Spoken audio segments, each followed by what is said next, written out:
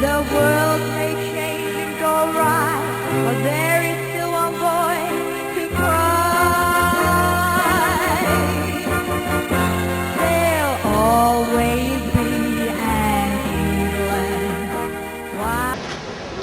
Right, ladies and gentlemen, boys and girls, you're now standing in front of the great Norman keep known as the White Tower, built in the year of 1078 on the authority of William the Conqueror. And it took 20 years to build under the direction of a man called Gundulph of Beck, who was a master builder and later the Bishop of Rochester. Stands 92 feet high, the walls taper in thickness from 15 foot thick at the bottom to 11 foot thick at the top. And in each corner there is a turret. 3 are square and 1 is round. The round one was where the first Royal Observatory was established. On top of each turret you will see a gold crown. Below that there is a weather vane which shows the royal standard. This means that it is still a royal palace to this day.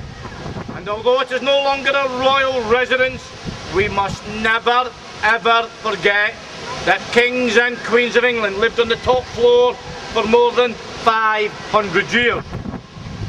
The floor below that was used by the knights and the ladies. There was a conference chamber, a banqueting hall, and the Chapel Royal of St. John the Evangelist, which is the oldest Norman chapel in Europe.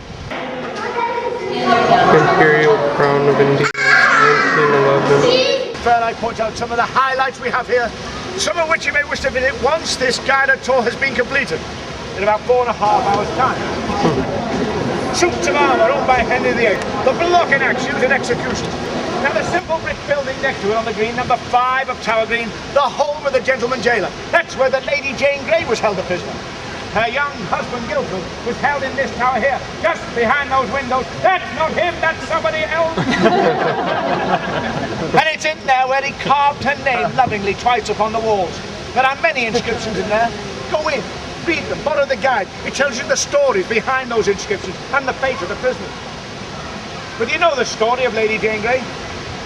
Queen of England for only 9 days.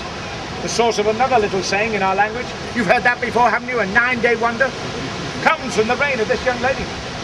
She was placed in that high office by ambitious men. Her own father and her father-in-law, John Dudley, the Duke of Northumberland. He was hoping to control the monarchy through these 2 young people. Long in its planning, he'd already enlisted the help of 3 bishops. Cranmer, Ridley and Latimer, the 3 reforming bishops, were sent out into the cathedrals, preaching for support for Lady Jane Grey, by declaring Princess Elizabeth and Princess Mary both illegitimate.